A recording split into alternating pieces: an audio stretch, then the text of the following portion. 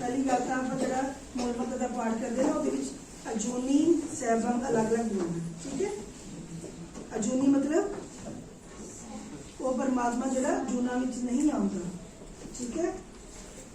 बाद में अगर समय होएगा तो थानू सारे फिर दसेंगे, मूलमंत्र आप भी दस देंगे, ठीक है सर। दुआ देख लेना। तो सैबम का मतलब अपने आप तो प्रकाश अपने आप तो होया। असं तो मम्मी को पैदा हुए ना, सानू मम्मी ने पैदा किया ना, लेकिन परमात्मा ने किसी ने पैदा नहीं किया, वो अपने आप तो बनया, ठीक है। अजूनी ते सैबम में थोड़ा जहा पॉज देना, ठीक है।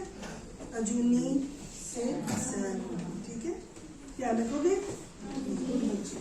हाँ जी, तो मैं केसा का दस रही थी ना, बड़े प्यारे लग रहे सारे बच्चे, कितना सोहनी दस्तारा बनिया हुई ने, बहुत अच्छा लगे कि कोई बच्चा मतलब कि किसी ने दफा रुमाल नहीं बनया होया, सब ने पूरी प्रॉपर दस्तारा बनिया हुई। तुसी जिन्होंने वाल कटे हो सरदार फैमिली चो कि हिंदू फैमिली चो?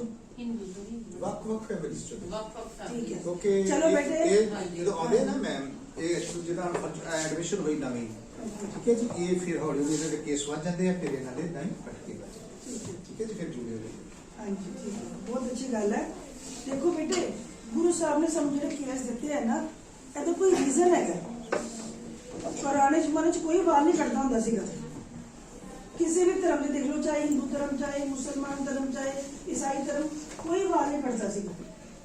ये तो जो अंग्रेज भारत च आए तो उन्होंने वो वाल कटते थे, उन्होंने देखा सारे हौली हौली पहला हिंदू कटाने लगे, फिर हौली हौली करके सिख भी कटाने लगे अपने वाल। मतलब कि जिन्ने भी अज भी जिन्ने भी रब नूं मनन वाले है ना, चाहे किसी धर्म के, चाहे हिंदू धर्म के, चाहे कोई भी धर्म के, वो अज भी जिहड़े केस कटदे ने। और केस रखने का मतलब क्यों है? गुरु साहब ने केस सिर ते लंबे लंबे वाल क्यों दिते? गुरु जी ने परमात्मा ने सानू सिर ते लंबे लंबे वाल क्यों दिते? साडे बाकी बॉडी ते भी वाल लगे, इत्थे भी वाल लगे, नक च भी है, बाकी सारे शरीर ते साडे जॉइंट्स ते भी वाल है, बाकी थां ते गुरु साहब ने परमात्मा ने सानू लंबे लंबे वाल क्यों नहीं दिते? सोचने वाली गल है ना। जे इत्थे लंबे लंबे वाल दिते तो बाकी थां ते भी लंबे कर सकते सी बाबा जी, क्योंकि जिहड़ा सिर साडा है, सिर साडा मेन पार्ट है साडी बॉडी दा, डेलीकेट पार्ट है साडा। सिर च सट लग जाए ना तो बंदे दे बचन दे चांस घट हो जाते, इसलिए परमात्मा ने सानू सिर दे वाल लंबे दिते ने। जिवें एक पेड़ है, पेड़ की जिहड़ी जड़ा हैगियां ने वो मिट्टी नूं जकड़ के रखदियां, ते पेड़ जो जिन्नी मर्जी कोई हनेरियां आवे, जिन्ना मर्जी तूफान आए तो गिरन नहीं दिंदे पेड़ नूं, पेड़ उस तरह ही खड़े रहिंदे। कोई जिहड़े कमजोर होंदे वही गिरदे आ, मोस्टली तकरीबन खड़े होंदे है ना। इस तरह सिर दे वाल है ना, साडे सिर नूं जकड़ के रखदे ने, सानू चोट नहीं लगदी, सानू ताकत बख्शदे ने। जिन्हां दे सिर ते केस हुंदे ने उन्हां दी ताकत ज़्यादा होंदी है, जिन्हां दे कट्टे होंदे उन्हां नालों, ठीक है। ਚਾਹੇ ਤੁਸੀਂ ਕੋਈ ਹਿੰਦੂ ਫੈਮਿਲੀ ਚੋਂ ਆ ਚਾਹੇ ਸਰਦਾਰ ਫੈਮਿਲੀ ਚੋਂ, ਅਗਰ ਕੱਟੇ ਨਾ, ਹੁਣ ਤੁਹਾਨੂੰ ਪਤਾ ਲੱਗ ਗਿਆ ਨਾ ਕਿ ਪਰਮਾਤਮਾ ਨੇ ਸਾਨੂੰ ਸਿਰ ਤੇ ਲੰਬੇ ਵਾਲ ਕਿਉਂ ਦਿੱਤੇ ਤੇ ਆਪਾਂ ਕਿਉਂ ਰੱਖਣੇ ਆ। ਇਹ ਨਾ ਸੋਚਣਾ ਕਿ ਅਸੀਂ ਇਸ ਸਕੂਲ 'ਚ ਪੜ੍ਹ ਰਹੇ ਹਾਂ ਤੇ ਸਾਨੂੰ ਇੱਥੇ ਵਾਲ ਰੱਖਣ ਵਾਸਤੇ ਕਿਹਾ, ਤੇ ਹੁਣ ਜਿੰਨੇ ਦੇਰ ਆਪਾਂ ਸਕੂਲ 'ਚ ਪੜ੍ਹਨਾ ਤੇ ਉਨੀ ਦੇਰ ਆਪਾਂ ਵਾਲ ਰੱਖਣਾ, ਮੁੜ ਕੇ ਆਪਾਂ ਸਾਡੀ ਮਰਜ਼ੀ ਆਪਾਂ ਰੱਖੀਏ ਪਰ ਨਾ ਰੱਖੀਏ। ਹੁਣ ਤੁਹਾਨੂੰ ਸਮਝ ਲੱਗੀ ਕਿ ਕਿਉਂ ਪਰਮਾਤਮਾ ਨੇ ਸਾਨੂੰ ਲੰਬੇ ਵਾਲ ਦਿੱਤੇ ਕਿਹਾ, ਤੇ ਹੁਣ ਅਸੀਂ ਆਪਣੇ ਸਰੀਰ ਦੀ ਤਾਕਤ ਬਣਾਈ ਰੱਖਣੀ ਕਿ ਉਹਨੂੰ ਖਤਮ ਕਰਨਾ ਹੈ? ਬਣਾਈ ਰੱਖਣੀ ਨਾ, ਤੇ ਫਿਰ ਆਪਾਂ ਕੇਸ ਰੱਖਣੇ ਆ ਨਾ। ਇਹ ਮਜਬੂਰੀ ਸਮਝ ਕੇ ਨਹੀਂ ਕਿਸੇ ਨੇ ਰੱਖਣੇ, ਹੁਣ ਤਾਂ ਚਲੋ ਛੋਟੇ ਹੋ, ਕਿਸੇ ਮਜਬੂਰੀ ਸਮਝ ਕੇ ਨਹੀਂ, ਆਪਣੇ ਆਪ ਨੂੰ ਅਸੀਂ ਸਟਰੋਂਗ ਬਣਾਉਣ ਵਾਸਤੇ ਆਪਾਂ ਕੇਸ ਰੱਖਣੇ। ਜਿਹੜੇ ਸਾਡੀ ਬਾਕੀ ਬੋਡੀ ਤੇ ਵੀ ਪਰਮਾਤਮਾ ਨੇ ਵਾਲ ਦਿੱਤੇ ਹੈ ਨਾ, ਉਹਦਾ ਵੀ ਕੋਈ ਮੀਨਿੰਗ ਹੈਗਾ। ਸਾਡੀ ਬੋਡੀ 'ਚ ਪਸੀਨਾ ਨਿਕਲਦਾ ਨਾ, ਉਥੋਂ ਉਸੇ ਥਾਂ ਤੋਂ ਜਿਹੜੇ ਸਪੋਰਟਸ ਨੇ ਉਹਨਾਂ 'ਚੋਂ ਪਸੀਨਾ ਨਿਕਲਦਾ ਤਾਂ ਕਿ ਸਾਡੀ ਬੋਡੀ ਤੰਦਰੁਸਤ ਰਹੇ। ਜਿਹੜਾ ਪਰਮਾਤਮਾ ਨੇ ਸਾਨੂੰ ਸਾਡਾ ਸਰੀਰ ਬਖਸ਼ਿਆ ਨਾ, ਸਾਨੂੰ ਬੜਾ ਵਧੀਆ ਸਰੀਰ ਦਿੱਤਾ ਹੈ। ਇਹ ਤਾਂ ਅਸੀਂ ਬਿਮਾਰੀਆਂ ਆਪ ਅਸੀਂ ਲਗਾਈਆਂ ਨੇ ਉਲਟਾ ਸਿੱਧਾ ਖਾ ਕੇ। ਚਲੋ ਅੱਜ ਅਸੀਂ ਇੱਥੇ ਇਕੱਤਰਤ ਹੋਏ ਹਾਂ ਸਾਹਿਬਜ਼ਾਦਿਆਂ, ਨਾਮ ਆਂਦੇ ਸਾਹਿਬਜ਼ਾਦਿਆਂ ਦੇ?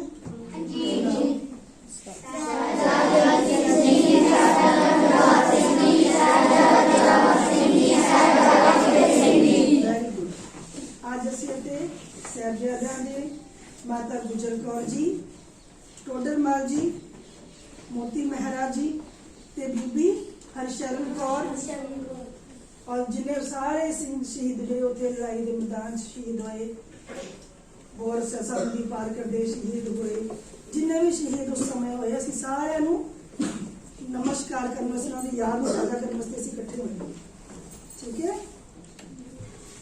ਸਾਹਿਬਜ਼ਾਦਿਆਂ ਦੀ ਸਾਖੀਆਂ ਪਤਾ ਹੈ ਤੁਹਾਨੂੰ ਕਿ ਵੱਡੇ ਸਾਹਿਬਜ਼ਾਦੇ ਕਿੱਥੇ ਸ਼ਹੀਦ ਹੋਏ ਸੀਗੇ? ਲੜਾਈ ਵਿੱਚ। ਔਰ ਛੋਟੇ ਸਾਹਿਬਜ਼ਾਦੇ? ਬੇਟੇ ਸਾਨੂੰ ਪਤਾ ਹੈ ਇਤਿਹਾਸ ਦਾ ਵੀ ਕੀ ਹੋਇਆ ਸੀਗਾ, ਲੇਕਿਨ ਆਪਾਂ ਹਾਦਸਾ ਨੂੰ ਕਿਉਂ ਮਨਾਉਂਦੇ ਹਾਂ? ਕਿਉਂ ਮਨਾਉਂਦੇ ਹਾਂ? ਤਾਂ ਕਿ ਅਸੀਂ ਉਹਨਾਂ ਨੂੰ ਯਾਦ ਨੂੰ ਤਾਜ਼ਾ ਕਰਕੇ ਅਸੀਂ ਵੀ ਆਪਣੇ ਅੰਦਰ ਉਹ ਸਪਿਰਿਟ ਪੈਦਾ ਕਰੀਏ, ਅਸੀਂ ਵੀ ਉਹ ਜਿਹੇ ਬਣਨ ਦੀ ਕੋਸ਼ਿਸ਼ ਕਰੀਏ, ਤਾਂ ਕਿ ਅਸੀਂ ਜਿਸ ਤਰ੍ਹਾਂ ਉਹ ਆਪਣੇ ਧਰਮ 'ਚ ਪੱਕੇ ਰਹੇ ਤੇ ਉਹਨਾਂ ਨੇ ਇੰਨੀਆਂ ਕੁਰਬਾਨੀਆਂ ਕੀਤੀਆਂ। ਕਿੰਨੀ ਵੱਡੀ ਕੁਰਬਾਨੀ, ਤੁਹਾਡੇ ਤੋਂ ਵੀ ਛੋਟੇ ਸੀਗੇ ਉਹ ਜਿਹੜੇ ਸਾਹਿਬਜ਼ਾਦੇ, ਕਿਸ ਤਰ੍ਹਾਂ ਉਹ ਅਡੋਲ ਰਹੇ। ਕਿਸ ਤਰ੍ਹਾਂ ਕਿਉਂ ਅਡੋਲ ਰਹੇ? ਕਿਉਂਕਿ ਉਹ ਬਾਣੀ ਪੜ੍ਹਦੇ ਸੀ। ਕੀ ਕਰਦੇ ਸੀਗੇ? ਤੁਸੀਂ ਪੜ੍ਹਦੇ ਹੋ ਬਾਣੀ? ਕਿਹੜੀ ਬਾਣੀ ਪੜ੍ਹਦੇ ਹੋ?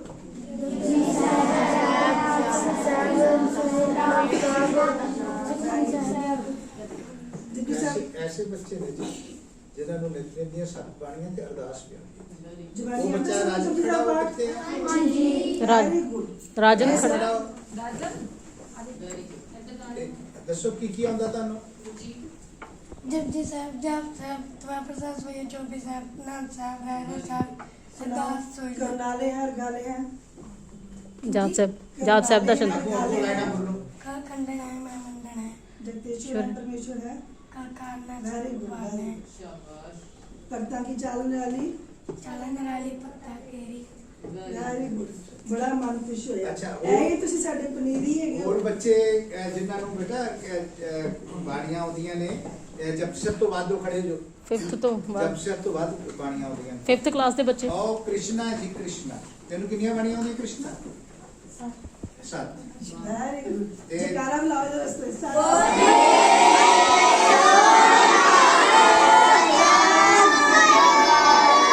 Very good, very good. ਤੁਹਾਨੂੰ ਕਿੰਨੀਆਂ ਬਾਣੀਆਂ ਆਉਂਦੀਆਂ? 6। ਗੁੱਡ। ਕਿਹੜੀਆਂ? ਜਪਜੀ ਸਾਹਿਬ, ਰਹਿਰਾਸ ਸਾਹਿਬ, ਸੋਲਾ ਸਾਹਿਬ, ਚੌਪਈ ਸਾਹਿਬ ਤੇ ਨਾਮ ਸਾਹਿਬ, ਅਰਦਾਸ। ਚਲੋ ਤੁਹਾਨੂੰ ਬੇਟਾ ਕਿਹੜੀਆਂ? ਜਪਜੀ ਸਾਹਿਬ, ਸੋਲਾ ਸਾਹਿਬ, ਰਹਿਰਾਸ, ਚੌਪਈ ਸਾਹਿਬ, ਅਰਦਾਸ। ਤੁਹਾਨੂੰ ਬੇਟਾ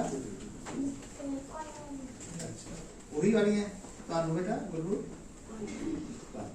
ਅੱਛਾ, ਉਹ ਬੱਚੇ ਖੜੇ ਹੋ ਜਿਨ੍ਹਾਂ ਨੂੰ ਜਪਜੀ ਸਾਹਿਬ ਆਉਂਦੇ ਨੇ। ਸਾਡੇ ਤੁਸੀਂ ਤਾਂ आप खड़े ਹੈਗੇ कर दो। ਜਿਨ੍ਹਾਂ ਨੂੰ ਜਪਜੀ ਸਾਹਿਬ ਕੰਠ, ਜਿਨ੍ਹਾਂ ਨੂੰ ਜਪਜੀ ਸਾਹਿਬ ਕੰਠ। ਕੰਠ ਨੇ ਜਪ ਸਾਹਿਬ ਕੰਠ। ਅੱਜ ਖੜੇ ਕਰੋ ਸ਼ਾਬਾਸ਼। 5th ਕਲਾਸ ਸਾਰੀ ਹੁੰਦੀ। ਤੁਸੀਂ ਵੀ ਤਾਂ ਵਿੱਚ ਹੀ ਹੋ ਨਾਲ ਤੁਹਾਨੂੰ ਹਨਾ। ਤੁਸੀਂ ਤਾਂ ਖੜੇ ਕਰੋ, ਮੈਨੂੰ ਪਤਾ ਲੱਗੇ ਨਾ। बहुत अच्छे, बड़ी मन को खुशी हुई, बहुत खुशी हुई।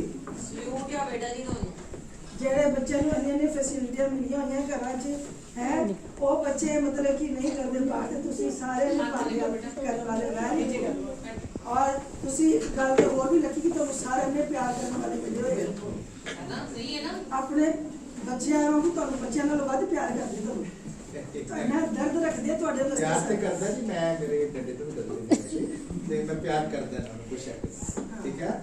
ਤੇ ਮੈਂ ਤੇ ਇੱਕ ਨਾ ਵੀ ਸਾਰਾ ਕੁਝ ਪਰ ਜਿਹੜਾ ਸ਼ਰਾਰਤੀ ਹੈ ਨਾ ਜੀ ਉਹਨੂੰ ਤੇ ਸਾਰੇ ਇਸ ਤਰ੍ਹਾਂ ਕਿੱਦਾਂ ਲੱਗੇ ਵੀ ਸਾਰੇ ਕਹਿੰਦੇ ਬੱਚੇ ਨੂੰ ਸਾਰੇ ਐਜ਼ ਅ ਫਾਦਰ ਕਿ ਟੀਚਰ ਬਹੁਤ ਡਾਂਟਣਾ ਮਿਹਨਤੀ ਨੇ ਜੀ, ਬਹੁਤ ਬਹੁਤ ਖੁਸ਼ੀ ਹੋਈ ਬੇਟੇ ਤੁਹਾਨੂੰ ਸਭ ਨੂੰ ਮਿਲ ਕੇ। ਜੇ ਸਾਰ ਕਿਤੇ ਕੋਈ ਟੀਚਰ ਤੁਹਾਨੂੰ ਜਾਣਦਾ ਨਹੀਂ ਹੈ ਤੁਹਾਨੂੰ ਪਿਆਰ ਤੁਹਾਨੂੰ ਚੰਗੇ ਬਣਾਉਣ ਵਾਸਤੇ। ਇੱਧਰ ਦੇਖੋ, ਕਿਸੇ ਨੇ ਘੜਾ ਦੇਖਿਆ, ਮਿੱਟੀ ਵਾਲਾ ਘੜਾ ਦੇਖਿਆ? ਹਾਂਜੀ। ਘੜਾ ਕਿੱਦਾਂ ਹੁੰਦਾ? ਗੋਲ ਹੁੰਦਾ ਨਾ? ਹਾਂਜੀ। ਉਹ ਗੋਲ ਕਿਸ ਤਰ੍ਹਾਂ ਬਣਦਾ ਹੈ? ਸੁਣੋ, ਜਿਹੜਾ ਘੁਮਿਆਰ ਹੈ ਨਾ, ਜਿਹੜਾ ਮਿੱਟੀ ਦੇ ਭਾਂਡੇ ਬਣਾਉਂਦਾ ਹੈ, ਉਹ ਕੀ ਕਰਦਾ ਹੈ? ਜਦੋਂ ਘੜਾ ਬਣਾਉਂਦਾ ਨਾ ਤੇ ਵਿੱਚ ਪਹਿਲਾਂ ਹੱਥ ਰੱਖਦਾ ਤੇ ਉੱਪਰ ਥੱਪੜ ਮਾਰ ਮਾਰ ਕੇ ਉਹਨੂੰ ਗੋਲ ਕਰਦਾ, ਉਹਨੂੰ ਸ਼ੇਪ ਦਿੰਦਾ, ਗੋਲ ਦਿੰਦਾ। ਉਹਨੂੰ ਥੱਪੜ ਮਾਰਦਾ, ਉਹਨੂੰ ਗੁੱਸੇ ਵਿੱਚ ਥੋੜਾ ਥੱਪੜ ਮਾਰਿਆ, ਉਹਨੂੰ ਸ਼ੇਪ ਦੇਣ ਵਾਸਤੇ ਕੋਈ ਥੱਪੜ ਬਣਾ ਮਾਰਿਆ ਨਾ ਤਾਂ ਕਿ ਉਹ ਗੋਲ ਬਣ ਜਾਏ। ਇਸ ਲਈ ਜੇ ਤੁਹਾਡਾ ਟੀਚਰ ਜਾਂ ਤੁਹਾਡੇ ਸਾਰੇ ਕਿਸੇ ਕੋਈ ਤੁਹਾਨੂੰ ਕਿਸੇ ਗੱਲ ਤੋਂ ਡਾਂਟਦੇ ਵੀ ਨਾ, ਤੁਹਾਨੂੰ ਹੋਰ ਅੱਛਾ ਬਣਾਉਣ ਵਾਸਤੇ ਡਾਂਟਦੇ ਨੇ, ਠੀਕ ਹੈ। ਤੁਹਾਨੂੰ ਬਿਲਕੁਲ ਐਨ ਵਧੀਆ ਇਨਸਾਨ ਬਣਾਉਣ ਵਾਸਤੇ ਤੁਹਾਨੂੰ ਡਾਂਟਦੇ ਜੀ ਟੀਚਰ। ਇਹ ਨਾ ਸੋਚੋ ਕਿ ਹਾਏ ਨਾ ਡਾਂਟਿਆ ਤੇ ਮੈਡਮ ਨੇ ਅਸੀਂ ਗੁੱਸਾ ਕਰਨਾ, ਅਸੀਂ ਜਾਣਾ ਨਹੀਂ ਸਕੂਲ, ਠੀਕ ਹੈ।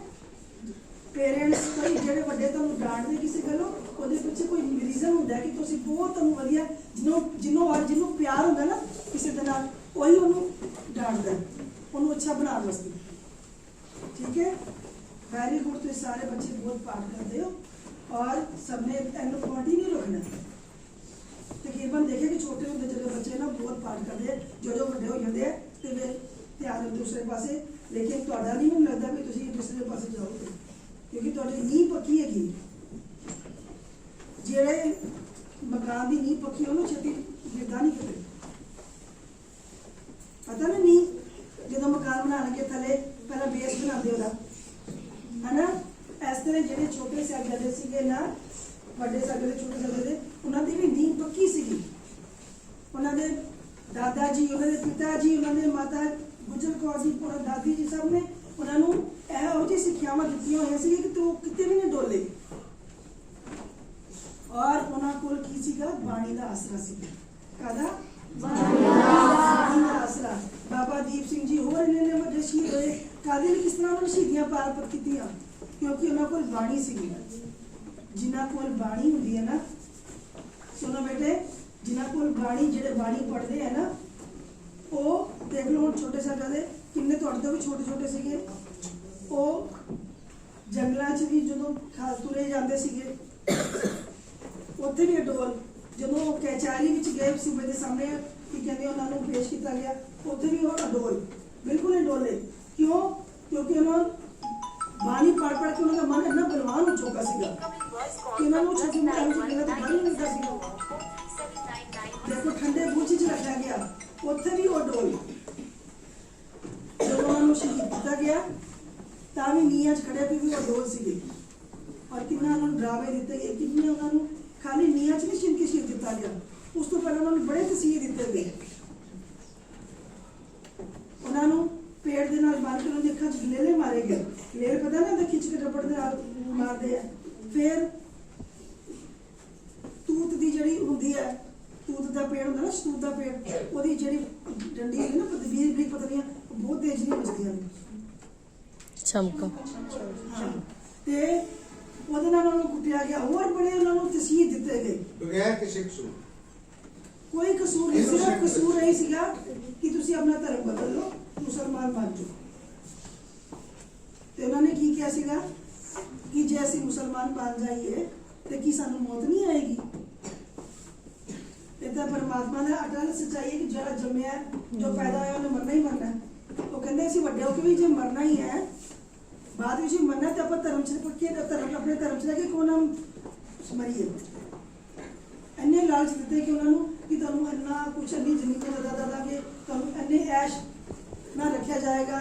ਬੜੇ ਕਿਸਮ ਦੇ ਲਾਲਚ ਦਿੱਤੇ ਗਏ ਉਹਨਾਂ ਨੂੰ ਕਿ ਤੁਸੀਂ ਇੰਨੇ ਸੋਹਣੇ ਸੋਹਣੇ ਹੋ, ਤੁਹਾਨੂੰ ਬੜੇ ਵਧੀਆ ਤਰੀਕੇ ਨਾਲ ਰੱਖਿਆ ਜਾਏਗਾ, ਸਭ ਕੁਝ ਹੋਏਗਾ।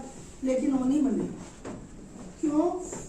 ਕਿਉਂਕਿ ਇਹਨਾਂ ਨੂੰ ਬਚਪਨ ਤੋਂ ਹੀ ਇਹੋ ਜਿਹੀ ਸਿੱਖਿਆ ਦਿੱਤੀ ਗਈ ਸੀਗੀ कि अपने धर्म च पक्के रहना है और बाणी पढ़ते सीगे बाणी ना ही अपना मन बलवान होया। और छोटे साहब तो चलो आप साखियां सुनते हैं ना गुरबाणी विच गुरु ग्रंथ साहिब विच होर भी 5 साल के बच्चों की जिक्र है। एक भगत प्रहलाद का नाम सुने? कल मैं किसी परसों स्कूल से गई उन्होंने पता नहीं सी भगत प्रहलाद कौन सी। दोबारा मैडम को मैं अपने टीचर को सुनना चाहती। एक ध्रुव भगत हुए ने वो भी 5 साल के सीगे। उन्होंने बड़ी भक्ति उन्होंने भी नाम अमर है हमेशा लिए। इसलिए जेड़े नाम जपते हैं बाणी नाल जुड़ते हैं उन्होंने नाम हमेशा ही अमर हो जाता है। हुण सैयदता नूं शहीद होया किन्ने 100 साल हो गए है ना। असीं हर साल उन्होंने याद करते हैं, हर साल की रोज़ याद करते हैं, अरदास विच रोज़ याद करते हैं ना। 50 प्यारियां 14 साहिबजादियां 40 मुक्तियां जपियां है ना, रोज़ ही याद करते हैं ना। इसलिए आप अपनी बाणी रोज़ पढ़नी है। कोशिश करनी कि सवेरे करो, जो सवेरे नहीं होया तो शाम को दोपहरे कर लो, रात सोने तो पहले देखो साਡਾ पाठ नहीं होया तो उससे सोना नहीं है। 10-15 मिनट घट सो जाइए लेकिन पाठ पूरा करना है। जेडे बच्चे कोई ढिले है ना अपने मन से प्रण करो कि इसी रोज पाठ करना ही करना, ठीक है। कोई दिन इस तरह पर रोज रोटी खाने ना जिस तरह साडे शरीर को जिंदा रखने वास्ते सानू रोटी की जरूरत है ना, इस तरह अपने मन को अपनी आत्मा को बलवान करने सानू बाणी पढ़नी जरूरी है, ठीक है। बाणी पढ़ांगे तो असीं बलवान होवांगे। इसलिए देख लो अज आप सैयदता का दिन मना रहे हैं तो आप ये प्रण करना है कि असी कभी केसां की बेदबी नहीं करनी और बाणी नाल जुड़ के इस तरह जिस तरह वो अपने धर्म च अडोल रहे असी अपने धर्म च पक्के रहना। ते आप नहीं पक्के रहना, आप तो जो पक्के रहना ही रहना है, दूसरों को भी इस बारे दसना है। जिथे तुहाडे प्यार नाल जाके ना जिथे तुसीं शाम को किते खेलन जाते हो ना, कोई फ्रेंड्स है कोई कुछ है उन्होंने जाके गल्लां करो कि अज पता की है तेन सैयदता दिन है इस तरह वो इस तरह का शहीद कोई ना कोई उन्होंने अपने धर्म बारे जो तुसीं स्कूल चो टीचर्स को अच्छा सीख के जाते हो ना, अपने दूसरे फ्रेंड्स को जाके दसो जो तुसीं खेलते हो, ठीक है। थोड़ी देर खेलिया फिर उन्होंने दसो कि असा स्कूल है वैसे सानू साडे टीचर ने यह वधिया गल दसी सी ताकि गुरु साहब ने की किया सीगा उजड़ जाओ। क्या सी ना उजड़ जाओ।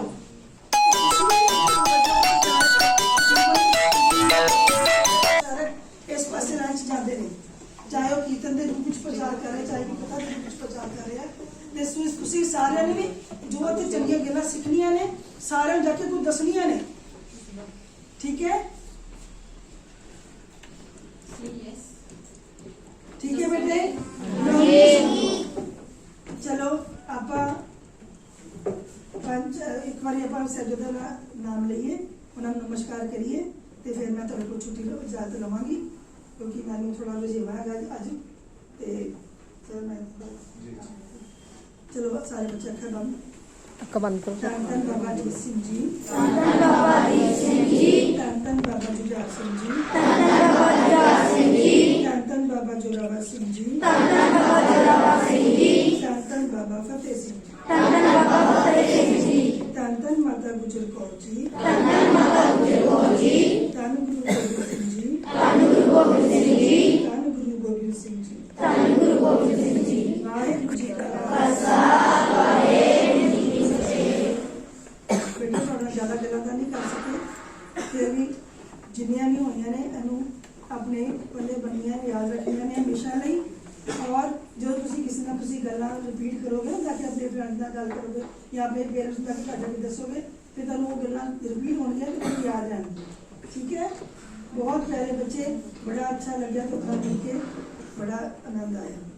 वाहिगुरू जी का खालसा वाहिगुरू जी की फतेह। हुण तुहानूं साडे राजवीर मैडम ये बसंत अपने स्कूल तो आए ने, ये तुहानूं सैयदता के बारे अगे और अपने विचार रखणगे बड़े ध्यान नाल सारे बच्चे। बेटा तुसीं ना मैं जिदा सुस्ती पा रही हो मैं तुहानूं बार-बार अलर्ट कर रहा एक तो तुसीं सीधे बच्चों को लक्ष्य दे एक शब्द जिहड़ा मैं बोलदे ने ना ਉਹਨੂੰ ध्यान ਨਾਲ सुनो ਬਾਅਦ ਤੁਹਾਡੇ ਟੀਚਰਸ ਨੇ ਤੁਹਾਨੂੰ ਪੁੱਛਣਾ ਹੈ ਕਿ ਮੈਡਮ ਕਲਿਆਣ ਕੌਰ ਜੀ ਨੇ ਕੀ ਦੱਸਿਆ, ਮੈਡਮ ਰਾਜਵੀਰ ਜੀ ਨੇ ਕੀ ਦੱਸਿਆ, ਸਰਦਾਰ ਜਸਪਾਲ ਸਿੰਘ ਨੇ ਕੀ ਦੱਸਿਆ। ਇਹ ਤੁਹਾਨੂੰ ਪੁੱਛਣਾ ਜੇ ਟੀਚਰਸ ਨੇ, ਇਹ ਨਾ ਫਿਰ ਤੁਸੀਂ ਭੁੱਲ ਜਾਓ।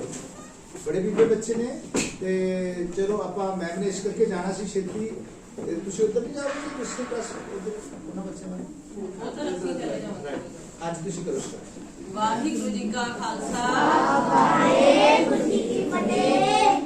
ਹਾਂਜੀ ਬੇਟਾ ਜੀ, ਮੈਮ ਨੇ ਤੁਹਾਨੂੰ ਬੜੀਆਂ ਵਧੀਆ ਗੱਲਾਂ ਦੱਸੀਆਂ ਨੇ, ਠੀਕ ਹੈ ਜੀ, ਧਿਆਨ 'ਚ ਰੱਖਣੀਆਂ ਨੇ। ਸਭ ਤੋਂ ਪਹਿਲਾਂ ਇੱਕ ਵਾਰੀ ਅਸੀਂ ਖੜੇ ਹੋ ਜਾਈਏ।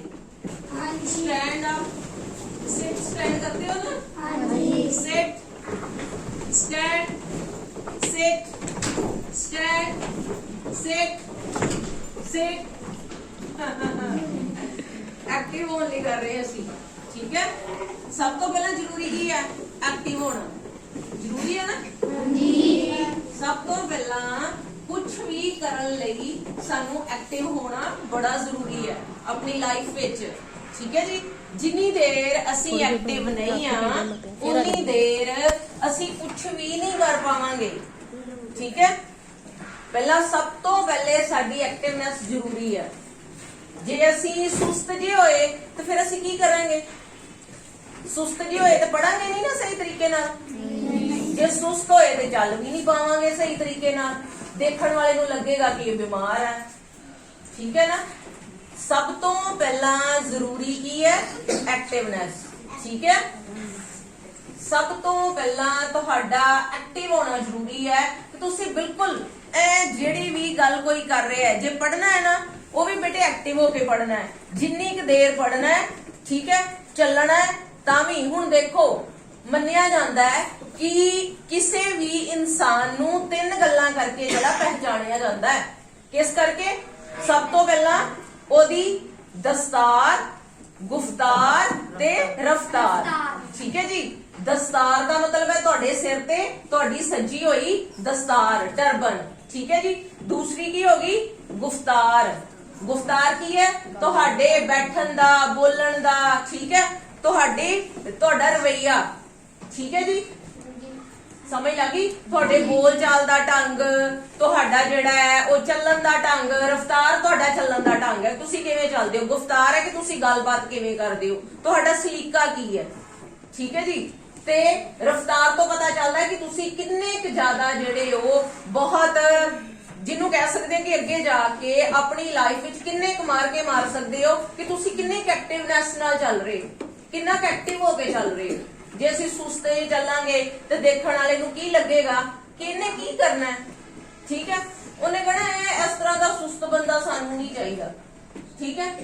ਮੰਨ ਲਓ ਕੱਲ ਨੂੰ ਤੁਸੀਂ ਵੱਡੇ ਹੋ ਕੇ ਕਿਸੇ ਵੀ ਅੱਛੇ ਡੈਜ਼ਿਗਨੇਸ਼ਨ ਤੇ ਪਹੁੰਚਦੇ ਹੋ, ਆਰਮੀ ਆਫੀਸਰ ਬਣਦੇ ਹੋ, ਅੱਛੇ ਡਾਕਟਰ ਬਣਦੇ ਹੋ, ਅੱਛੇ ਪਾਇਲਟ ਬਣਦੇ ਹੋ, ਉਹਦੇ ਵਾਸਤੇ ਕੀ ਹੋਣਾ ਜ਼ਰੂਰੀ ਹੈ?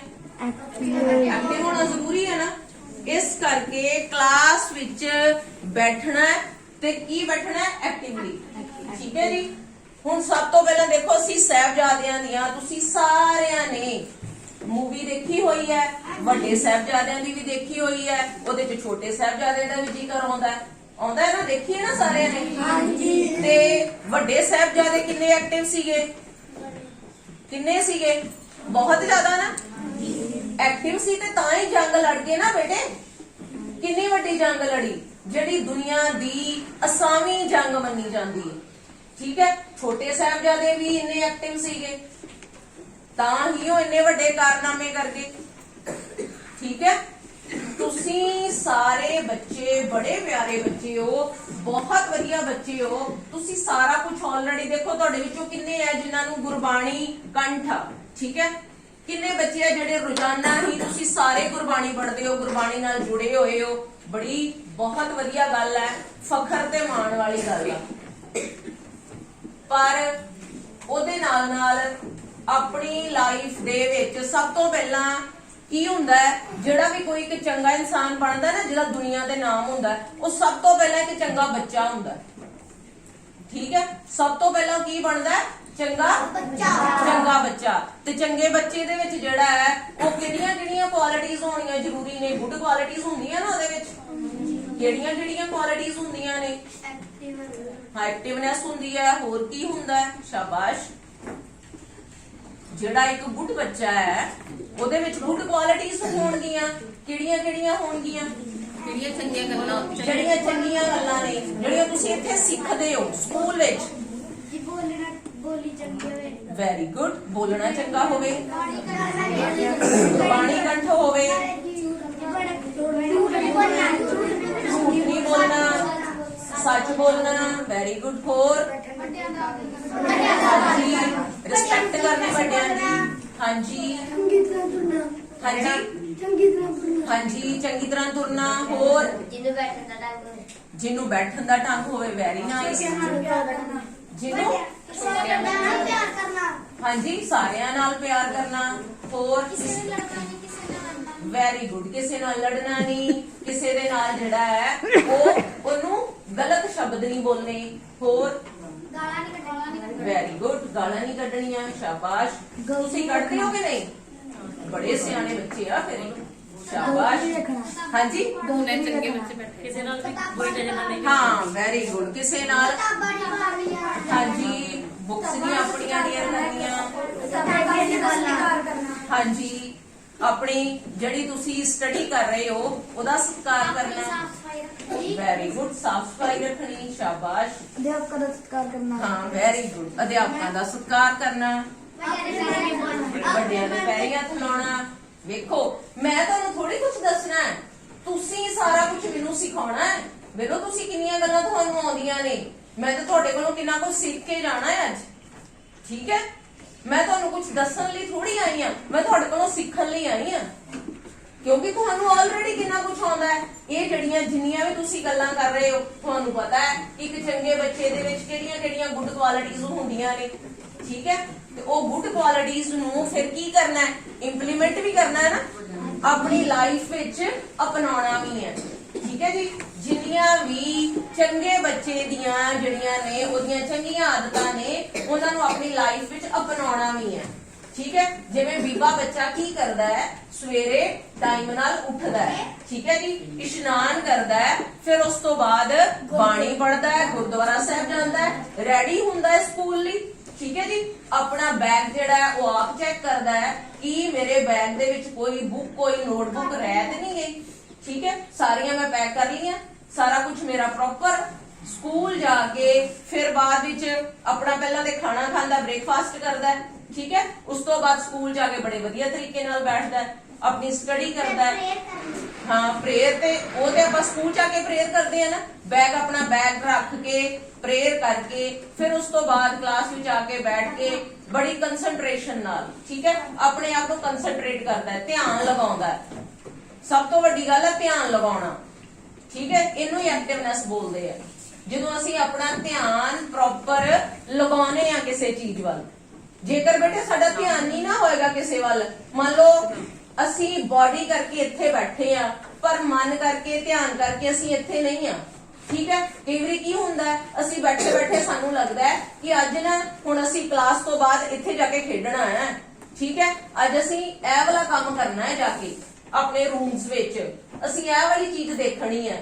ਤੁਹਾਡੇ ਕਈ ਵਾਰੀ ਸਾਡੇ ਦਿਮਾਗ 'ਚ ਹੁੰਦਾ ਹੈ, ਜਿੱਦਾਂ ਸਾਡੇ ਕਈ ਵਾਰੀ ਦਿਮਾਗ 'ਚ ਹੁੰਦਾ ਕਿ ਅੱਜ ਅਸੀਂ ਇਹ ਘਰ ਜਾ ਕੇ ਇਹ ਕੰਮ ਕਰਨਾ ਹੈ। ਉਹ ਕੀ ਹੁੰਦਾ ਹੈ, ਅਸੀਂ ਪ੍ਰੋਪਰ ਆਪਣੇ ਜਿਹਨੂੰ ਕਹਿ ਸਕਦੇ ਆ ਕਿ ਬੋਡੀ ਕਰਕੇ ਉੱਥੇ ਬੈਠੇ ਆ, ਮਨ ਕਰਕੇ ਉੱਥੇ ਨਹੀਂ ਆ।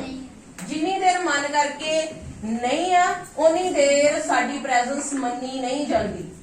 ਗੁਰੂ ਸਾਹਿਬ ਦੇ ਨਾਲ ਜਿਹੜਾ ਹੈ ਜੁੜਨ ਦਾ ਤਰੀਕਾ, ਬੀਬੇ ਬੱਚੇ ਕੀ ਕਰਦੇ ਆ, ਆਪਣੇ ਪ੍ਰੋਪਰ ਧਿਆਨ ਲਗਾ ਕੇ ਆਪਣਾ ਕੰਮ ਕਰਦੇ ਆ। ਤੁਸੀਂ ਸਾਰਾ ਕੁਝ ਮੈਨੂੰ ਦੱਸਿਆ ਕਿ ਬੀਬੇ ਬੱਚੇ ਵਿੱਚ ਇਹ ਕੁਆਲਿਟੀਆਂ ਹੁੰਦੀਆਂ ਨੇ, ਵਾਕਿਆ ਹੀ ਇਹੋ ਹੀ ਹੁੰਦੀਆਂ ਨੇ। ਠੀਕ ਹੈ ਜੀ, ਤੇ ਵੱਡੇ ਸਾਹਿਬਜ਼ਾਦੇ, ਛੋਟੇ ਸਾਹਿਬਜ਼ਾਦੇ, ਸਭ ਤੋਂ ਪਹਿਲਾਂ ਕੀ ਸੀ, ਇੱਕ ਬੀਬੇ ਬੱਚੇ ਸੀਗੇ।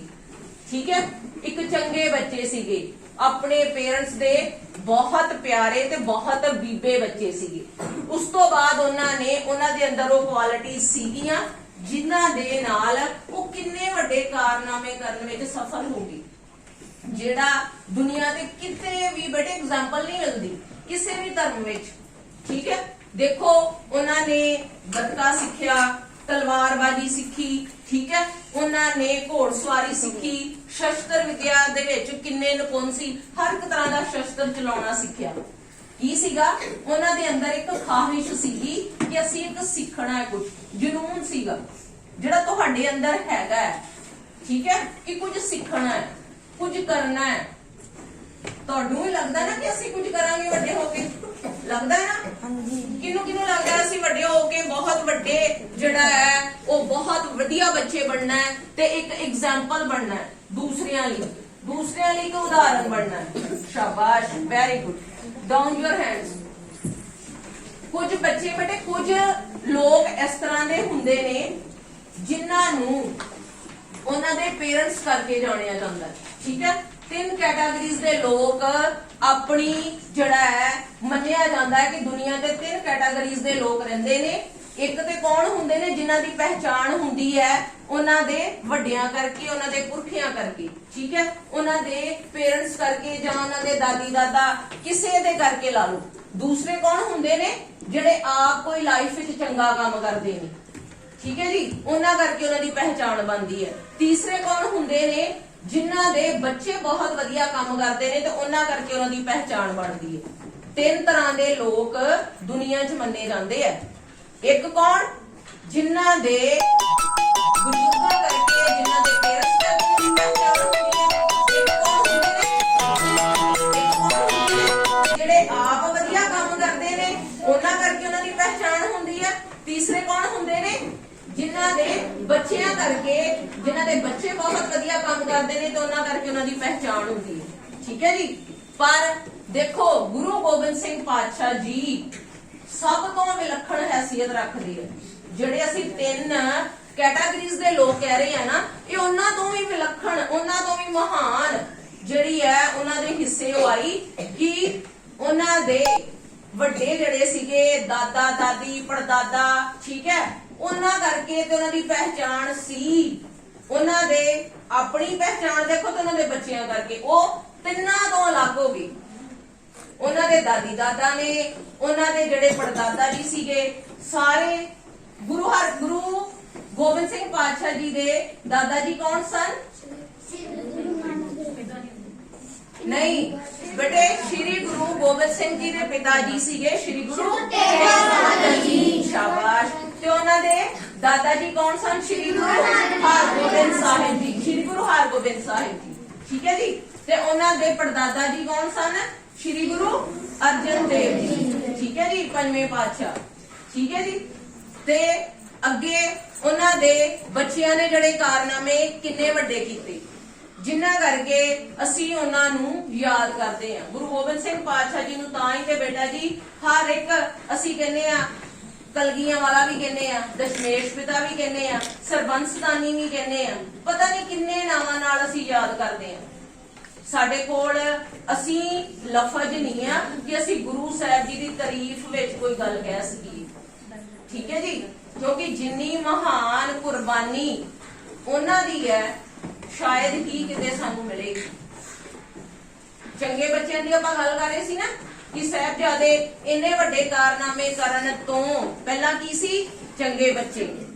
ਤੇ ਚੰਗੇ ਬੱਚੇ ਬਣਨਾ ਤੁਹਾਡੇ ਲਈ ਕੋਈ ਔਖਾ ਨਹੀਂ ਹੈ, ਬਹੁਤ ਸੌਖਾ ਹੈ। ਜਿਹੜੀਆਂ ਤੁਸੀਂ ਮੈਨੂੰ ਗੱਲਾਂ ਦੱਸੀਆਂ ਕਿ ਇਹ ਕੁਆਲਿਟੀਜ਼ ਹੋਣੀਆਂ ਚਾਹੀਦੀਆਂ ਨੇ, ਉਹ ਕੁਆਲਿਟੀਜ਼ ਜਦੋਂ ਅਸੀਂ ਆਪਣੇ ਇੰਪਲੀਮੈਂਟ ਕਰ ਲਾਂਗੇ ਨਾ ਆਪਣੇ ਆਪ ਤੇ ਫਿਰ ਅਸੀਂ ਚੰਗੇ ਬੱਚੇ ਬਣ ਕੇ ਤੇ ਇੱਕ ਮਹਾਨ ਵਿਅਕਤੀ ਬਣ ਸਕਦੇ ਹਾਂ। ਉਹ ਜਿਹੜਾ ਹੈ ਪਰਸਨ ਜਿਹਦੇ ਕਰਕੇ ਕਿਸੇ ਦਾ ਨਾਮ ਰੌਸ਼ਨ ਹੁੰਦਾ ਹੈ, ਤੁਹਾਡੇ ਕਰਕੇ ਤੁਹਾਡੇ ਟੀਚਰਸ ਦਾ ਨਾਮ ਰੌਸ਼ਨ ਹੋਣਾ, ਠੀਕ ਹੈ, ਪ੍ਰਿੰਸੀਪਲ ਸਰ ਜੀ ਦਾ ਨਾਮ ਰੌਸ਼ਨ ਹੋਣਾ, ਜਿਨ੍ਹਾਂ ਨੂੰ ਤੁਸੀਂ ਵੀ ਪਿਆਰ ਕਰਦੇ ਹੋ ਤੇ ਤੁਹਾਨੂੰ ਸਭ ਤੋਂ ਵੱਧ ਕੇ ਪਿਆਰ ਕਰਦੇ ਨੇ, ਠੀਕ ਹੈ ਜੀ। ਇਸ ਕਰਕੇ ਮਹਾਨ ਵਿਅਕਤੀ ਬਣਨਾ ਬੜਾ ਜ਼ਰੂਰੀ ਆ, ਬਹੁਤ ਜ਼ਰੂਰੀ ਹੈ। ਸਾਰੇ ਜਿਵੇਂ ਤੁਹਾਡੀ ਲਾਈਫ ਵਿੱਚ ਸਾਰੇ ਕੰਮ ਕਰਨੇ ਜ਼ਰੂਰੀ ਹੈ, ਉਹਦੇ ਵਿੱਚ ਆਪਣਾ ਇੱਕ ਮੋਟਿਵ ਲੈ ਕੇ ਚੱਲਣਾ ਕਿ ਅਸੀਂ ਇੱਕ ਇਸ ਤਰ੍ਹਾਂ ਦੀ ਆਪਣੀ ਲਾਈਫ ਜਿਉਣੀ ਹੈ ਜਿਹੜੀ ਕਿ ਸਾਰਿਆਂ ਨਾਲੋਂ ਕੀ ਹੋਵੇ? ਅਲੱਗ ਹੋਵੇ। ਅਲੱਗ ਕਿੱਦਾਂ ਦੀ ਹੋਵੇ ਕਿ ਲੋਕ ਉਹਦੇ ਤੋਂ ਜਿਹੜਾ ਹੈ ਪ੍ਰੇਰਨਾ ਲੈ ਸਕਣ, ਲੋਕ ਸਿੱਖਿਆ ਲੈਣ। ਅੱਜ ਅਸੀਂ ਸਿੱਖਿਆ ਲੈਂਦੇ ਆ ਨਾ ਸਾਹਿਬਜ਼ਾਦਿਆਂ ਤੋਂ, ਲੈਂਦੇ ਆ ਨਾ। ਕਿੰਨੀ ਛੋਟੀ ਏਜ ਸੀਗੀ, ਵੱਡੇ ਸਾਹਿਬਜ਼ਾਦੇ ਤੁਹਾਨੂੰ ਪਤਾ ਤੁਸੀਂ ਮੂਵੀ 'ਚ ਦੇਖਿਆ ਜਦੋਂ ਵੱਡੇ ਸਾਹਿਬਜ਼ਾਦੇ ਗੱਤਕਾ ਖੇਡਦੇ ਆ ਤੇ ਛੋਟੇ ਬਾਬਾ ਫਤਿਹ ਸਿੰਘ ਜੀ ਕਹਿੰਦੇ ਆ ਕਿ ਮੈਂ ਵੀ ਗੱਤਕਾ ਸਿੱਖਣਾ ਹੈ। ਤੇ ਉਹ ਕੀ ਕਹਿੰਦੇ ਆ ਵੱਡੇ ਉਹਨਾਂ ਦੇ ਬ੍ਰਦਰ, ਉਹ ਕਹਿੰਦੇ ਆ ਨਹੀਂ ਅਜੇ ਤੁਸੀਂ ਛੋਟੇ ਹੋ। ਤੇ ਕਹਿੰਦੇ ਮੈਂ ਫਿਰ ਕਦੋਂ ਸਿੱਖਾਂਗਾ, ਕਹਿੰਦੇ ਜਦੋਂ ਤੁਸੀਂ ਵੱਡੇ ਹੋ ਜਾਓਗੇ। ਫਿਰ ਉਹ ਕੀ ਕਰਦੇ ਆ ਦੌੜੇ ਦੌੜੇ ਜਾਂਦੇ ਆ ਤੇ ਅੰਦਰ ਦਮਾਲਾ ਸਜਾ ਕੇ ਆ ਜਾਂਦੇ ਆ। ਕਹਿੰਦੇ ਹੁਣ ਤੇ ਮੈਂ ਵੱਡਾ ਹੋ ਗਿਆ ਨਾ, ਹੁਣ ਮੈਨੂੰ ਸਿਖਾਓਗੇ। ਠੀਕ ਹੈ ਕਹਿੰਦੇ ਆ ਨਾ ਕਿ ਹੁਣ ਤੇ ਮੈਂ ਵੱਡਾ ਹੋ ਗਿਆ, ਹੁਣ ਤੇ ਮੈਨੂੰ ਸਿਖਾਓਗੇ ਨਾ। ਕਿ ਉਹਨਾਂ ਦੇ ਅੰਦਰ ਇੱਕ ਪੈਸ਼ਨ ਸੀਗਾ, ਇੱਕ ਜਨੂਨ ਸੀਗਾ ਸਿੱਖਣ ਦਾ। ਠੀਕ ਹੈ ਸਾਨੂੰ ਤੁਸੀਂ ਸਾਰਿਆਂ ਨੇ ਮੂਵੀ ਦੇਖੀ ਆ ਬੇਟੇ, ਪਤਾ ਆ ਸਾਨੂੰ ਕਿ ਵੱਡੇ ਸਾਹਿਬਜ਼ਾਦੇ ਕਿਵੇਂ ਜੰਗ 'ਚ ਸ਼ਹੀਦ ਹੋਏ। ਇੱਕ ਸਿੱਖ ਅਸੀਂ ਕਹਿੰਦੇ ਆ 1.25 ਲੱਖ ਨਾਲ ਲੜ ਗਿਆ। ਉਹਦਾ ਮਤਲਬ ਕੀ ਸੀਗਾ ਕਿ ਹਜ਼ਾਰਾਂ ਦੀ ਗਿਣਤੀ ਵਿੱਚ ਫੌਜ ਤੇ ਇੱਧਰ ਕਿੰਨੇ ਸਿੰਘ ਗਿਣਤੀ ਦੇ। ਠੀਕ ਹੈ ਇੱਧਰ ਗਿਣਤੀ ਦੇ ਸਿੰਘ, ਉਧਰ ਹਜ਼ਾਰਾਂ ਦੀ ਫੌਜ। ਉਹਨਾਂ ਨੇ ਆਪਣੀਆਂ ਕਸਮਾਂ ਵੀ ਤੋੜ ਦਿੱਤੀਆਂ। ਕਸਮਾਂ ਤੋੜ ਕੇ ਉਹਨਾਂ ਨੇ ਫਿਰ ਹਮਲਾ ਕੀਤਾ ਕਿ ਅਸੀਂ ਤੁਹਾਨੂੰ ਕੁਝ ਨਹੀਂ ਕਵਾਂਗੇ, ਤੁਸੀਂ ਚਲੇ ਜਾਓ। ਗੁਰੂ ਗੋਬਿੰਦ ਸਿੰਘ ਪਾਤਸ਼ਾਹ ਨੂੰ ਪਤਾ ਸੀਗਾ ਕਿ ਇਹਨਾਂ ਨੇ ਕਰਨਾ ਹੈ, ਪਰ ਉਹ ਕੀ ਚਾਹੁੰਦੇ ਸੀ ਕਿ ਇਹਨਾਂ ਨੂੰ ਇੱਕ ਵਾਰੀ ਦੇਖਣਾ ਹੈ। ਅਸਲ ਵਿੱਚ ਜੇ ਗੁਰੂ ਗੋਬਿੰਦ ਸਿੰਘ ਪਾਤਸ਼ਾਹ ਉਹਨਾਂ ਦੀ ਗੱਲ ਨਾ ਮੰਨਦੇ ਤਾਂ ਉਹਨਾਂ ਨੇ ਕਹਿਣਾ ਸੀਗਾ ਕਿ ਸ਼ਾਇਦ ਇਸ ਤਰ੍ਹਾਂ ਨਾ ਹੁੰਦਾ ਜੇਕਰ ਗੁਰੂ ਗੋਬਿੰਦ ਸਿੰਘ ਪਾਤਸ਼ਾਹ ਸਾਡੀ ਗੱਲ ਮੰਨ ਲੈਂਦੇ। ਗੁਰੂ ਗੋਬਿੰਦ ਸਿੰਘ ਪਾਤਸ਼ਾਹ ਜੀ ਨੇ ਉਹਨਾਂ ਦੇ ਝੂਠ ਤੇ ਫਰੇਬ ਨੂੰ ਉਹਨਾਂ ਦੇ ਸਾਹਮਣੇ ਉਹਨਾਂ ਦਾ ਪਰਦਾ ਫਾਸ਼ ਕਰਨਾ ਸੀ ਕਿ ਇਸ ਤਰ੍ਹਾਂ ਦੇ ਲੋਕ ਵੀ ਦੁਨੀਆ 'ਚ ਹੁੰਦੇ ਨੇ, ਧੋਖਾ ਕਰਨ ਵਾਲੇ, ਜਿਨ੍ਹਾਂ ਤੋਂ ਬਚ ਕੇ ਰਹਿਣਾ ਚਾਹੀਦਾ। ਗੁਰੂ ਸਾਹਿਬ ਨੂੰ ਸਾਰਾ ਕੁਝ ਪਤਾ ਸੀ, ਪਰ ਫਿਰ ਵੀ ਉਹਨਾਂ ਨੇ ਉਹਨਾਂ ਦਾ ਪਰਦਾ ਫਾਸ਼ ਕਰਨ ਲਈ ਕਿ ਉਹਨਾਂ ਦੀਆਂ ਜਿਹੜੀਆਂ ਸੀਗੀਆਂ ਉਹ ਜਿਹਨੂੰ ਕਹਿ ਸਕਦੇ ਆ ਕਿ ਬਦਨੀਤੀ ਸੀ, ਉਹਨਾਂ ਦੇ ਦਿਮਾਗ ਵਿੱਚ ਇੱਕ ਚੱਲਦਾ ਸੀਗਾ ਕਿ ਅਸੀਂ ਇਹਨਾਂ ਨੂੰ ਇਸ ਤਰੀਕੇ ਨਾਲ ਜਿਹੜਾ ਹੈ ਉਹ ਸ਼ਾਇਦ ਫੜ ਲਵਾਂਗੇ, ਸ਼ਾਇਦ ਇਹਨਾਂ ਦੇ ਹਮਲਾ ਬੋਲ ਕੇ ਤੇ ਇਹਨਾਂ ਦੇ ਜਿੱਤ ਪ੍ਰਾਪਤ ਕਰ ਲਾਂਗੇ। ਪਰ ਇਦਾਂ ਨਹੀਂ ਹੋਇਆ, ਕਿਉਂਕਿ ਕੋਈ ਵੀ ਕੰਮ ਬੇਟਾ ਜੀ ਧੋਖੇ ਨਾਲ ਕੀਤਾ ਹੋਇਆ ਕੰਮ ਕਦੀ ਵੀ ਸਕਸੈਸ ਨਹੀਂ ਹੁੰਦਾ। ਠੀਕ ਹੈ ਸੱਚ ਹਮੇਸ਼ਾ ਕੀ ਰਹਿੰਦਾ, ਸੱਚ ਹੀ ਰਹਿੰਦਾ। ਝੂਠ ਝੂਠ ਹੀ ਹੁੰਦਾ ਹੈ। ਚਾਹੇ ਕਹਿੰਦੇ ਆ ਕਿ ਹਜ਼ਾਰਾਂ ਵਾਰੀ ਬੋਲਿਆ ਗਿਆ ਝੂਠ ਸੱਚ ਦਾ ਰੂਪ ਅਖਤਿਆਰ ਕਰਨ ਦੀ ਕੋਸ਼ਿਸ਼ ਕਰਦਾ ਹੈ, ਪਰ ਉਹ ਸੱਚ ਨਹੀਂ ਬਣ ਸਕਦਾ। ਠੀਕ ਹੈ ਪਰ ਉਹ ਸੱਚ ਨਹੀਂ ਬਣ ਸਕਦਾ। ਕੋਸ਼ਿਸ਼ ਕਰਦੇ ਆ ਝੂਠ ਜਿਹੜੇ ਬੋਲਣ ਵਾਲੇ ਲੋਕ, ਅਸੀਂ ਆਪਣੇ ਆਪ ਨੂੰ ਜਿਹੜਾ ਹੈ, ਕਿਉਂਕਿ ਬੇਟੇ ਇੱਕ ਝੂਠ ਬੋਲਣ ਲਈ ਨਾ ਦੂਸਰੇ ਝੂਠ ਦਾ ਸਹਾਰਾ ਲੈਣਾ ਪੈਂਦਾ ਹੈ, ਉਹਨੂੰ ਫੇਰ ਛੁਪਾਉਣ ਲਈ ਤੀਸਰਾ ਝੂਠ ਬੋਲਣਾ ਪੈਂਦਾ ਹੈ। ਗੁਰੂ ਸਾਹਿਬ ਜੀ ਕਹਿੰਦੇ ਆ ਨਾ, ਗੁਰਬਾਣੀ ਪੜ੍ਹਦੇ ਆ ਨਾ ਡੇਲੀ, ਜਪਜੀ ਸਾਹਿਬ ਪੜ੍ਹਦੇ ਆ ਨਾ, ਕਿਵ ਸਚਿਆਰਾ ਹੋਈ ਹੈ ਕਿਵ ਕੂੜੈ ਕੂੜੈ ਮਾਲ। ਇਹਦਾ ਮਤਲਬ ਕੀ ਹੈ, ਉਹ ਕਿਹੜੀ ਕੂੜ ਦੀ ਕੰਧ ਹੈ, ਉਹ ਬੇਟੀ ਉਹ ਝੂਠ ਦੀ ਕੰਧ ਹੈ ਜਿਹੜੀ ਅਸੀਂ ਆਪਣੇ ਕੰਮਾਂ ਕਰਕੇ ਕਰ ਲਈ ਹੋਈ ਹੈ। ਜੇ ਅਸੀਂ ਇੱਕ ਗਲਤੀ ਕੀਤੀ, ਇੱਕ ਦੀਵਾਰ ਖੜੀ ਕਰ ਲਈ, ਦੂਸਰੀ ਗਲਤੀ ਕੀਤੀ, 2 ਦੀਵਾਰਾਂ ਖੜੀਆਂ ਕਰ ਲਈਆਂ। ਅਸੀਂ ਰੋਜ਼ਾਨਾ ਪਤਾ ਨਹੀਂ ਜਾਣੇ ਅਣਜਾਣੇ ਵਿੱਚ ਕਿੰਨੀਆਂ ਦੀਵਾਰਾਂ ਖੜੀਆਂ ਕਰ ਲੈਂਦੇ ਆ। ਉਹ ਦੀਵਾਰ ਕਿਹਦੇ ਵਿਚਕਾਰ ਹੈ, ਪਰਮਾਤਮਾ ਤੇ ਸਾਡੇ ਵਿਚਕਾਰ। ਅਸੀਂ ਇਸ ਦੁਨੀਆ ਤੇ ਕਰਨ ਕੀ ਆਏ ਆ, ਸਾਡਾ ਮੇਨ ਮੋਟਿਵ ਕੀ ਹੈ ਕਿ ਪਰਮਾਤਮਾ ਦੇ ਨਾਲ ਸਾਡਾ ਮਿਲਾਪ।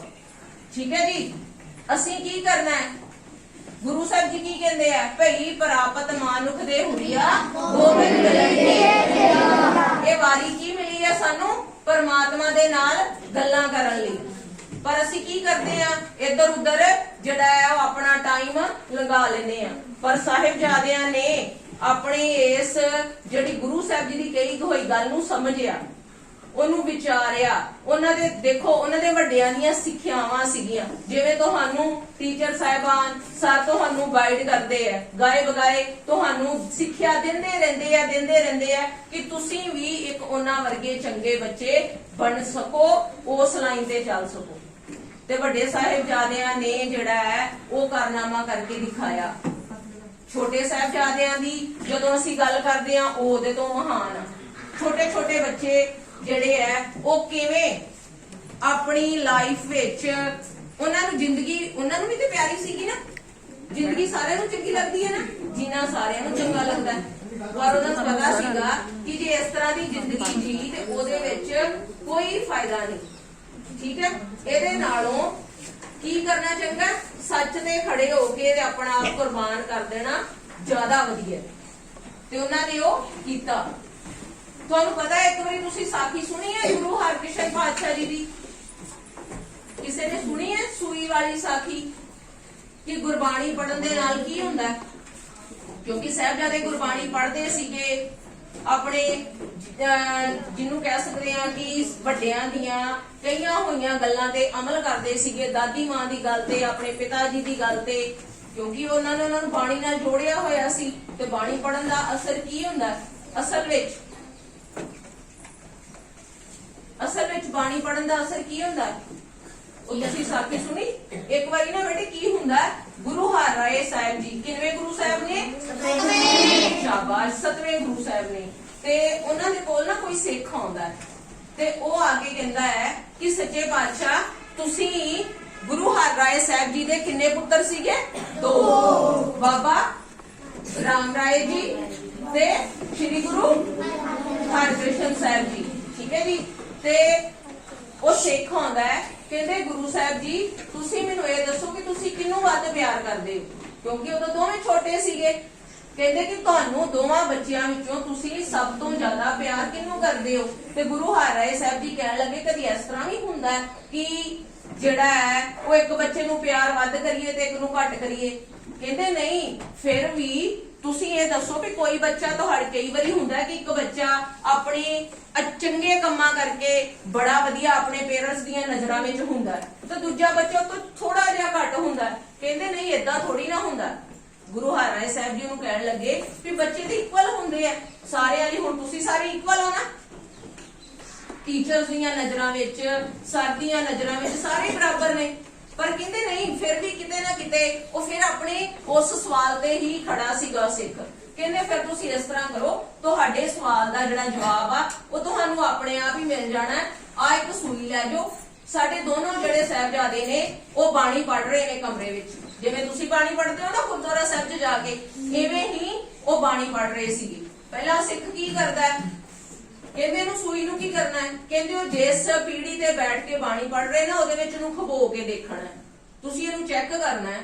ਕਹਿੰਦਾ ਉਹ ਕਹਿੰਦਾ ਕਿ ਕਦੀ ਸੂਈ ਵੀ ਖੁੱਭ ਜਾਂਦੀ ਹੈ। ਕਹਿੰਦੇ ਇਹ ਤੁਸੀਂ ਚੈੱਕ ਕਰਨਾ ਹੈ, ਇਹ ਤੁਸੀਂ ਜਾ ਕੇ ਦੇਖੋ। ਹੁਣ ਉਹਨਾਂ ਨੇ ਕੀ ਕੀਤਾ? ਉਹ ਸਿੱਖ ਜਾਂਦਾ ਸਾਹਿਬਜ਼ਾਦੇ ਜਿਹੜੇ ਬਾਬਾ ਰਾਮ ਰਾਏ ਜੀ ਤੇ ਬਾਬਾ ਸ਼੍ਰੀ ਗੁਰੂ ਹਰਕ੍ਰਿਸ਼ਨ ਜੀ, ਉਸ ਟਾਈਮ ਤੇ ਛੋਟੀ ਅਵਸਥਾ ਸੀਗੀ ਨਾ, ਅਜੇ ਉਦੋਂ ਗੁਰਗੱਦੀ ਨਹੀਂ ਸੀ ਮਿਲੀ, ਤੇ ਉਹ ਬੈਠੇ ਹੋਏ ਬਾਣੀ ਪੜ੍ਹ ਰਹੇ ਆ। ਇੱਕ ਕਮਰੇ 'ਚ ਬਾਬਾ ਰਾਮ ਰਾਏ ਜੀ ਬੈਠੇ ਆ ਤੇ ਉਹ ਜਿਹੜਾ ਸਿੱਖ ਜਾਂਦਾ ਹੈ, ਜਾ ਕੇ ਬੈਠਦਾ ਹੈ, ਬਾਣੀ ਸੁਣਦਾ ਹੈ ਤੇ ਸੁਣ ਕੇ ਤੇ ਉਸ ਤੋਂ ਬਾਅਦ ਵਾਪਸ ਆਉਣ ਲੱਗਦਾ ਹੈ ਤੇ ਜਿਸ ਪੀੜੀ ਤੇ ਬੈਠੇ ਹੋਏ ਸੀਗੇ ਉਹਦੇ ਵਿੱਚ ਉਹ ਸੂਈ ਖਬੋ ਕੇ ਦੇਖਦਾ ਹੈ ਤੇ ਸੂਈ ਖੁੱਬਦੀ ਨਹੀਂ ਹੈ।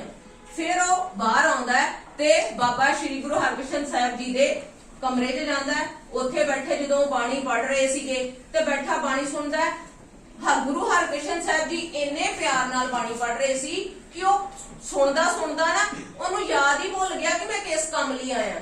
ਇੰਨੀ ਮਿੱਠੀ ਆਵਾਜ਼ ਉਹਨਾਂ ਦੀ, ਇੰਨੀ ਵਧੀਆ ਆਵਾਜ਼, ਤੇ ਏਦਾਂ ਲੱਗ ਰਿਹਾ ਸੀਗਾ ਕਿ ਮੈਂ ਪਤਾ ਨਹੀਂ ਕਿਹੜੇ ਕਿਸੇ ਸਵਰਗ 'ਚ ਆ ਗਿਆ ਹਾਂ। ਉਹਨਾਂ ਨੇ ਜਦੋਂ ਦੇਖਿਆ ਕਿ ਇੱਕਦਮ ਨਾ ਬਾਣੀ ਸੁਣਦਿਆਂ ਉਹਦੇ ਦਿਮਾਗ 'ਚ ਆਇਆ ਕਿ ਮੈਂ ਤੇ ਸ਼ਾਇਦ ਇੱਥੇ ਕਿਸੇ ਹੋਰ ਕੰਮ ਆਇਆ ਸੀਗਾ। ਉਹਨੇ ਕੀ ਕੀਤਾ? ਹੁਣ ਉਹ ਸੂਈ ਲਈ ਤੇ ਉਹ ਬਾਬਾ ਹਰਕ੍ਰਿਸ਼ਨ ਸਾਹਿਬ ਜੀ ਦੀ ਜਿਹੜੀ ਪੀੜੀ ਸੀ ਉਹਦੇ ਵਿੱਚ ਖਬੋਈ, ਕਿਉਂਕਿ ਉਹਦੇ ਅੱਖਾਂ ਬੰਦ ਕਰਕੇ ਆਪਣੇ ਧਿਆਨ ਨਾਲ ਬਾਣੀ ਪੜ੍ਹ ਰਹੇ ਸੀਗੇ।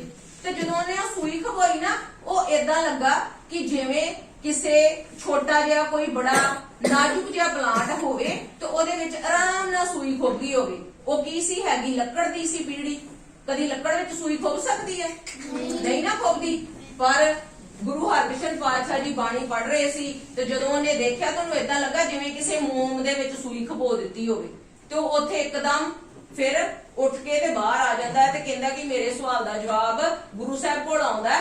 ਕਹਿੰਦੇ ਹਾਂਜੀ ਤੁਹਾਨੂੰ ਪਤਾ ਲੱਗ ਗਿਆ? ਕਹਿੰਦਾ ਹਾਂਜੀ ਸੱਚੇ ਪਾਤਸ਼ਾਹ, ਮੈਨੂੰ ਮੇਰੇ ਸਵਾਲ ਦਾ ਜਵਾਬ ਮਿਲ ਗਿਆ ਕਿ ਗੁਰਬਾਣੀ ਦਾ ਅਸਰ ਕਿੰਨਾ ਕਿ ਜਦੋਂ ਅਸੀਂ ਉਹਨੂੰ ਪਿਆਰ ਨਾਲ, ਨਿਮਰਤਾ ਨਾਲ ਤੇ ਮਨ ਲਗਾ ਕੇ ਪੜ੍ਹਦੇ ਹਾਂ, ਉਦੋਂ ਸਾਡਾ ਸਾਰਾ ਔਰਾ ਹੀ ਜਿਹੜਾ ਹੈ ਉਹ ਬਹੁਤ ਵਧੀਆ ਹੋ ਜਾਂਦਾ ਹੈ।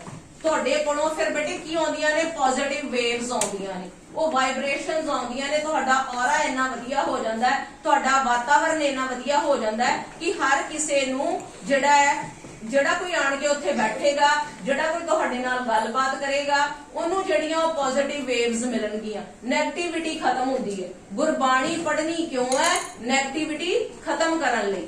ਜਿਹਨੂੰ ਕਹਿੰਦੇ ਨਾ ਨਕਾਰਾਤਮਕ ਸੋਚ, ਠੀਕ ਹੈ, ਨੈਗੇਟਿਵਿਟੀ ਜਿਹੜੀ ਸਾਡੇ ਅੰਦਰ ਨੈਗੇਟਿਵ ਵਿਚਾਰ ਆਉਂਦੇ ਆ ਨਾ, ਇਹਨਾਂ ਨੂੰ ਦੂਰ ਕਰਨ ਲਈ ਅਸੀਂ ਗੁਰਬਾਣੀ ਪੜ੍ਹਦੇ ਹਾਂ, ਆਪਣੀ ਵਿਲ ਪਾਵਰ ਸਟਰੋਂਗ ਕਰਨ ਲਈ। ਜਦੋਂ ਨੈਗੇਟਿਵ ਸਾਰੇ ਵਿਚਾਰ ਖਤਮ ਹੋ ਜਾਣਗੇ ਤੇ ਸਾਡੇ ਅੰਦਰ ਆਪਣੇ ਆਪ ਪੋਜ਼ਿਟਿਵ ਵਿਚਾਰ ਆਉਣਗੇ ਤੇ ਸਾਡੀ ਜਿਹੜੀ ਕੀ ਹੈ ਉਹ ਵਿਲ ਪਾਵਰ ਆਪਣੇ ਆਪ ਹੀ ਸਟਰੋਂਗ ਹੋ ਜਾਏਗੀ।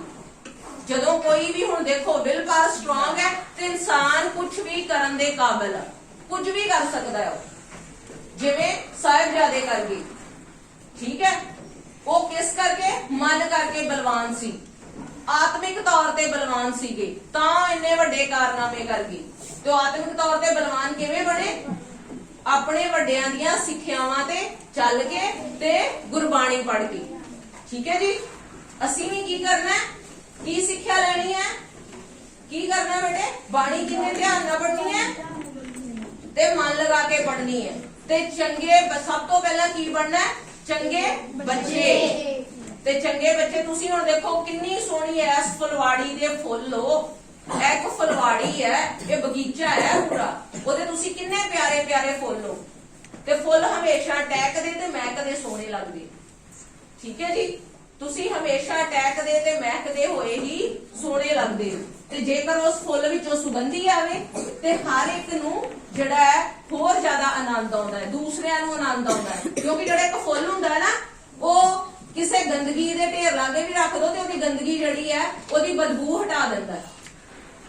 ਫੁੱਲ ਕਰਦੇ ਆ ਨਾ ਇਦਾਂ ਹੀ, ਜੇ ਕਿਤੇ ਫੁੱਲ ਪਏ ਹੋਣ ਤੇ ਕਿਸੇ ਕੂੜੇ ਵਾਲੇ ਢੇਰ ਦੇ ਲਾਗੋਂ ਦੀ ਲੰਘੋ ਤੇ ਫੁੱਲਾਂ ਦੀ ਉਧਰੋਂ ਮਹਿਕ ਆ ਰਹੀ ਹੋਵੇ ਤੇ ਸਾਨੂੰ ਉਹ ਜਿਹੜੀ ਹੈ ਕੂੜੇ ਵਾਲੇ ਢੇਰ ਦੀ ਜਿਹੜੀ ਉਹ ਬਦਬੂ ਉਹ ਆਉਂਦੀ ਨਹੀਂ, ਕਿਉਂਕਿ ਸਾਨੂੰ ਫੁੱਲਾਂ ਦੀ ਮਹਿਕ ਆ ਰਹੀ ਹੁੰਦੀ ਹੈ। ਅਸੀਂ ਉਹ ਫੁੱਲ ਬਣਨਾ ਹੈ, ਆਪਣੀ ਖੁਸ਼ਬੂ ਨਾਲ ਆਲੇ ਦੁਆਲੇ ਨੂੰ ਰਛਨਾਉਣਾ ਹੈ। ਜਿਵੇਂ ਕਿ ਸਾਹਿਬਜ਼ਾਦਿਆਂ ਨੇ ਫੁੱਲ ਬਣ ਕੇ ਆਪਣੀਆਂ ਜਿਹੜੀਆਂ ਨੇ ਉਹ ਹੱਡੀਆਂ ਦੀ ਰੋੜੀ ਬਣਾ ਕੇ, ਠੀਕ ਹੈ, ਕਹਿੰਦੇ ਮਿਲਦੇ ਮੌਤ ਨੂੰ ਗਲੀ ਜੋ ਹਾਰ ਪਾ ਕੇ, ਜੀਵਨ ਵਿੱਚ ਨਾ ਉਹਨਾਂ ਦੇ ਹਾਰ ਵੇਖੀ, ਝੋਲੀ ਜਿਹਦੇ ਸ਼ਹੀਦਾਂ ਦੇ ਫੁੱਲ ਬਹੁਤੇ, ਉਸੇ ਕੌਮ ਦੇ ਬਾਗੀ ਬਹਾਰ ਵੇਖੀ। ਜਿਨ੍ਹਾਂ ਦੇ ਸਾਡੇ ਤੇ ਝੋਲੀ ਵਿੱਚ ਸ਼ਹੀਦਾਂ ਦੇ ਫੁੱਲ ਪਏ ਹੋਏ ਆ, ਤੇ ਇਸ ਕਰਕੇ ਸਾਡਾ ਇਹ ਬਗੀਚਾ ਹਮੇਸ਼ਾ ਖਿੜਿਆ ਹੀ ਰਹਿਣਾ ਤੇ ਖਿੜਿਆ ਹੀ ਰਹੇਗਾ। ਇੰਨੀਆਂ ਕੁ ਜਿਹੜੀਆਂ ਵਿਚਾਰਾਂ ਤੁਹਾਡੇ ਨਾਲ ਕਰਦੀ ਹੋਈ, ਤੁਹਾਡੇ ਕੋਲੋਂ ਬਹੁਤ ਕੁਝ ਮੈਂ ਸਿੱਖਿਆ। ਬਹੁਤ ਬਹੁਤ ਥੈਂਕਸ ਕਿ ਤੁਹਾਡੇ ਨਾਲ ਅੱਜ ਮਿਲਣ ਦਾ ਮੌਕਾ ਮਿਲਿਆ। ਵਾਹਿਗੁਰੂ ਜੀ ਕਾ ਖਾਲਸਾ, ਵਾਹਿਗੁਰੂ ਜੀ ਕੀ ਫਤਿਹ। ਬੰਦ ਕਰਕੇ ਕਿਹਦਾ ਫੋਨ ਆ ਰਿਹਾ ਸੀ ਤੇ distribute sir? House master, house master. ਬੰਦ ਕਰ ਦਿਓ। ਬੰਦ ਕਰ ਦੋ, ਹਾਂ ਵੇਖੋ ਨਾ ਕਰੋ।